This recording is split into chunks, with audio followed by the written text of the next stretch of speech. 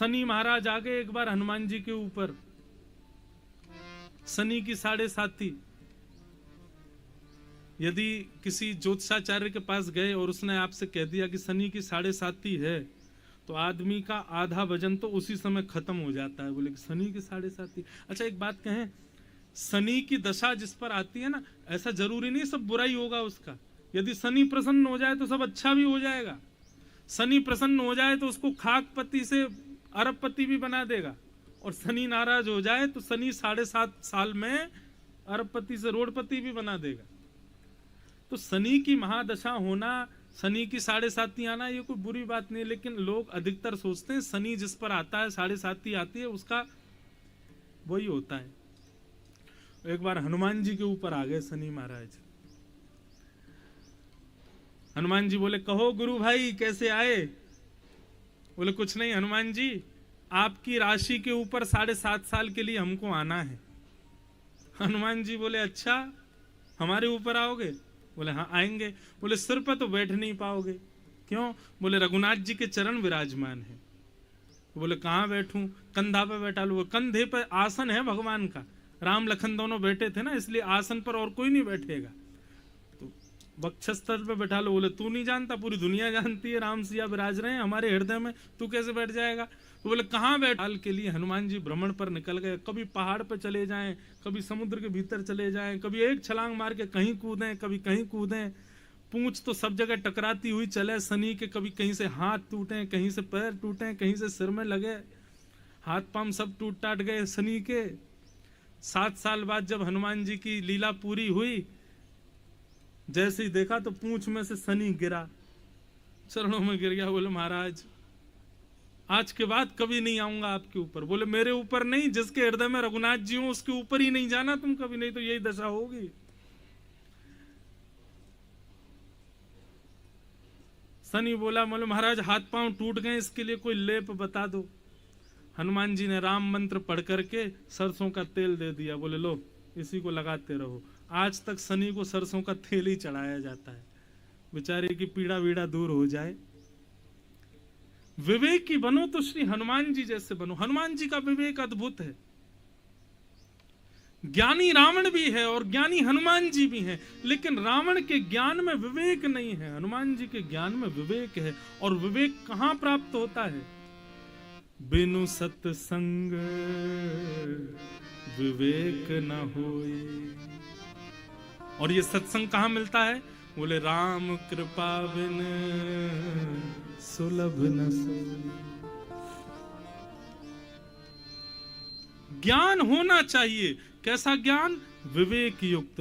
और वो विवेक कहां मिलता है? सत्संग में मिलता है। सत्संग कैसे मिलता है? रघुनाथ जी की कृपा से मिलता है।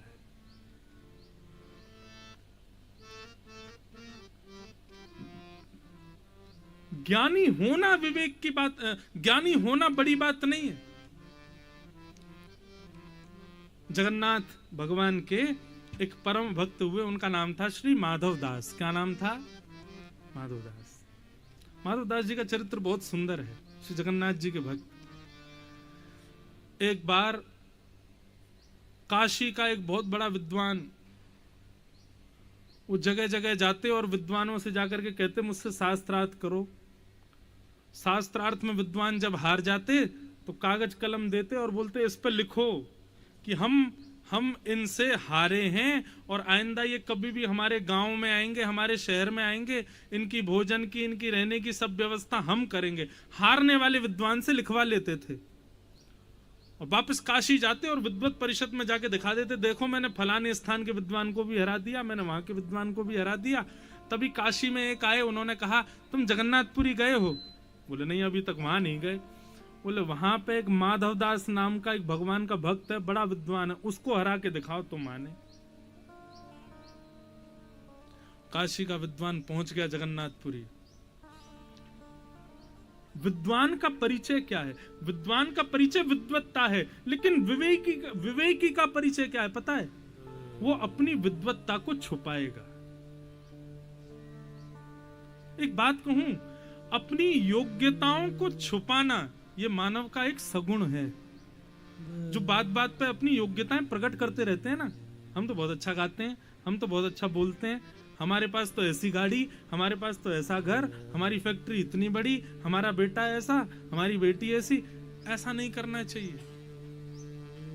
अपनी योग्यताओं को, अपनी श्रेष्ठताओं को, अपनी उपलब्धियों को छुपाना ये मानव का एक बहुत बड़ा सद्गुण है।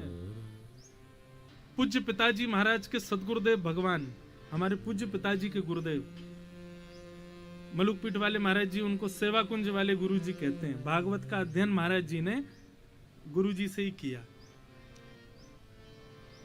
इतने अकिंचन थे महाराज जी वे कि वे कहीं सभा में मुख्य अतिथि के रूप में बुलाए जाते थे तो बिना कलब की धोती और बिना कलब का कुर्ता पहन के जाते थे। सरवट रहती थी उस पे, और वो खड़ाऊ आदि भी नहीं पहनते थे, हवाई चप्पल पहनते थे। वो हवाई चप्पल भी घिसी हुई नीचे से, और जब चलते थे ना तो बिल्कुल ऐसे कि जैसे सामने से कोई आ भी जाता था ना, तो कितना साधारण भी व्यक्ति हो उसके लिए भी ऐसे खड़े हो जाते थे जैसे कोई बहुत बड़ा महानुभाव सामने से आ रहा है। सबको आदर देते थे। लेकिन ज्ञानी इतने, धर्म सम्राट स्वामी श्री कृपात्री जी महाराज भी जब आते थे वृंदावन तो दंडवत प्रणाम करते थे उनको। मलुकपीठ वाले महाराज जी सुनाते हैं कि एक बार वृंदावन में सुदामा कुटीर में एक कार्यक्रम था, उसका अध्यक्ष गुरुजी को बनाया गया। गुरुजी आने में 5 मिनट लेट हो गए तो ऊपर मंच से अनाउंसमेंट हो गया था कि रामानुज गुरुजी आएंगे, तो जैसे ही आ जाएं उनको आगे भेज देना, वो अध्यक्ष हैं।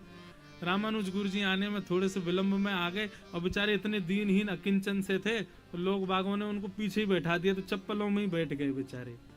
तब जाके ऊपर से दृष्टि पड़ी, बोले अरे अध्यक्ष तो वहां बैठे चप्पलों में। तब जाके उनको उठा के लाए तो बड़े दीनहीन से हाथ जोड़ते हुए आते, बोले कि अरे हम इसके अधिकारी नहीं हैं, आप हमको अध्यक्ष मत बनाया करो, हमको सहज ही रहने दिया करो। ये विवेकी विद्वान का लक्षण है कि वो अपनी विद्वत्ता सबके सामने दिखाएगा नहीं। कई बार ऐसा होता है, कान पकड़ के क्षमा मांग के कहूं बात, कई बार कथा में आते हैं कई विद्वान लोग, जैसे मंच में माइक मिलेगा उनको,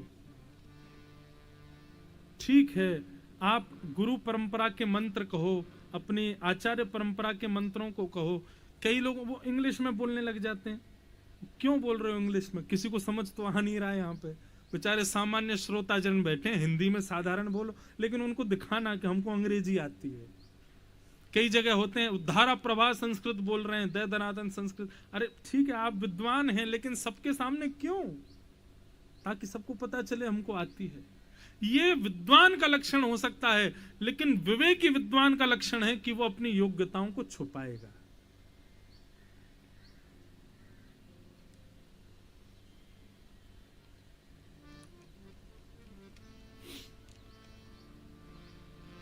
तो वो विद्वान काशी का पहुंच गया जगन्नाथपुरी,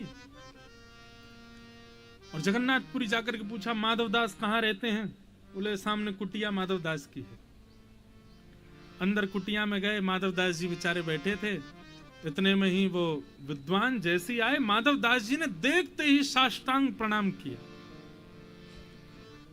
बोले तुम ही माधवदास हो? बोले जी।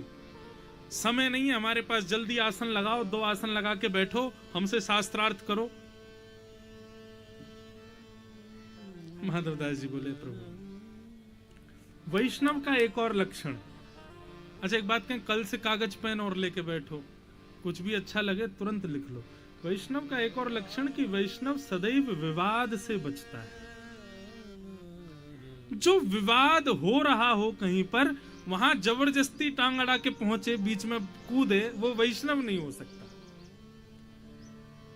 वैष्णव विवाद को शांत करेगा, और यदि शांत नहीं हो रहा तो आंख बंद करके, कान बंद करके वहां से चला जाएगा। विवाद में रुकेगा नहीं।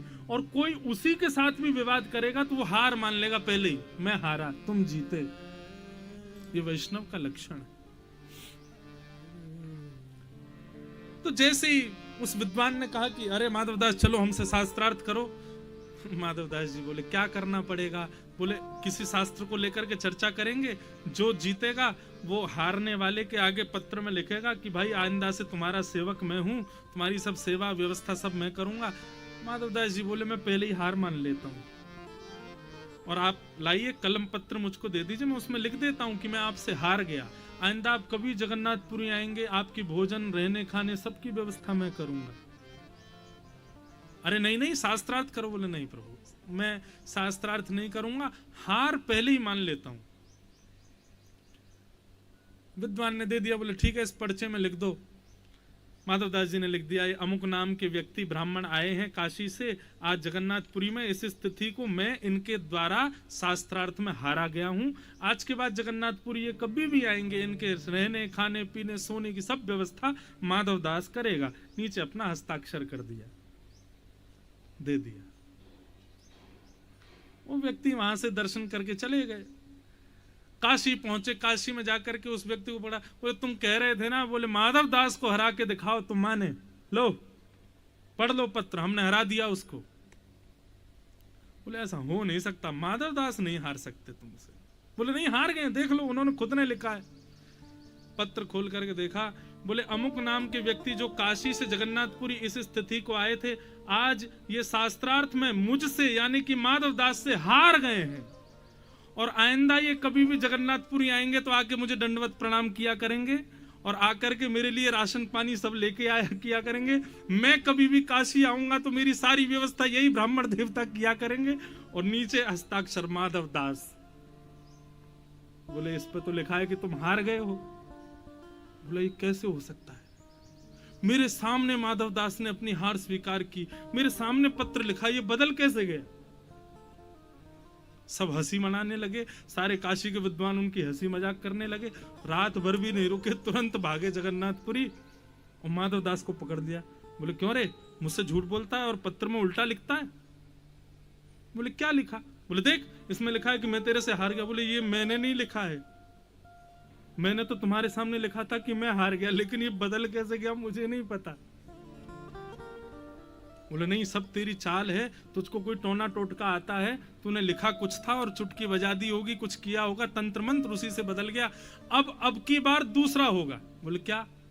शास्त्रार्थ होगा, और जब तुम मुझसे हारोगे तो तुम्हारे मुंह पे काली पोत करके पादुकाओं की चप्पलों की वो माला बना करके तुम्हारे गले में पहना के गधे पे बैठा के पूरे जगन्नाथपुरी में तुमको घुमाया जाएगा, और तुम चिल्ला चिल्ला के बोलोगे इन काशी के विद्वान से मैं हारा हूं। माधवदास जी बोले शास्त्रार्थ मत करिए, आप गधा लियाओ और चप्पलों की माला भी लियाओ, पहना दो, गधे पे मुझे बैठा दो, मैं सबसे कह दूंगा कि मैं हार गया। बोले गधा और वो सब लियाऊं? बोले आप लेके आओ, तब तक मैं दर्शन करके आ रहा हूं। अब माधवदास जी तो यहाँ घुसे दर्शन करने के लिए, और वो विद्वान जो है गधा आदि सब लेके वहां बाहर खड़ा था। अंदर से इतने में ही माधवदास जी बाहर आ गए। माधवदास जी नहीं, वो जगन्नाथ भगवान आए थे, रूप बदल के माधवदास जी का। जैसे ही माधवदास जी आए तो ब्राह्मण बोले आओ, चप्पल पहनो, कालीट लगाओ, बैठो गधे पे। बोले नहीं, ये सब बाद में, पहले शास्त्रार्थ करो। बोले तुमने तो मना किया था कि बिना शास्त्रार्थ के बैठ जाऊंगा। बोले अब मेरा मन बदल गया, पहले देखूं तो सही तुम वास्तव में विद्वान हो कि नहीं, बैठो मेरे सामने। विद्वान को बैठाया। अब भगवान से कौन जीते? पहनो चप्पल। और अंत में क्या करे बेचारे ने, चप्पल की माला पहनी, मुंह पे काली पोत ली, गधे पे बैठ गया, और पूरे जगन्नाथपुरी में कहे मैं माधवदास से हार गया। अब ऐसा तो वो कर ही रहा था, सब जगह घूम घूम के बोल रहा था। इतने में ठाकुर जी तो वहां से अंतर ध्यान हो गए, असली माधवदास जी बाहर आए। बाहर आके बोले भैया वो कहाँ है, पहना दो चप्पल की माला, कहाँ है, गधा बैठ जाए हम घूम लें। बोले अरे क्या कर रहे हो? बोले वो देखो वो घूम रहा, अपने आप ही काली पोत करके चप्पल की माला पहन के सब जगह कह रहा है मैं माधवदास से हार गया। माधवदास जी बोले ये क्या किया तुमने? बोले मैंने क्या किया, तुमने हराया मुझको शास्त्रार्थ में। बोले मैंने कब हराया? पीछे मुड़ करके माधवदास जी ने देखा तो श्री जगन्नाथ भगवान खड़े थे। और श्री जगन्नाथ जी कहते हैं जो अपनी योग्यताओं को छुपाता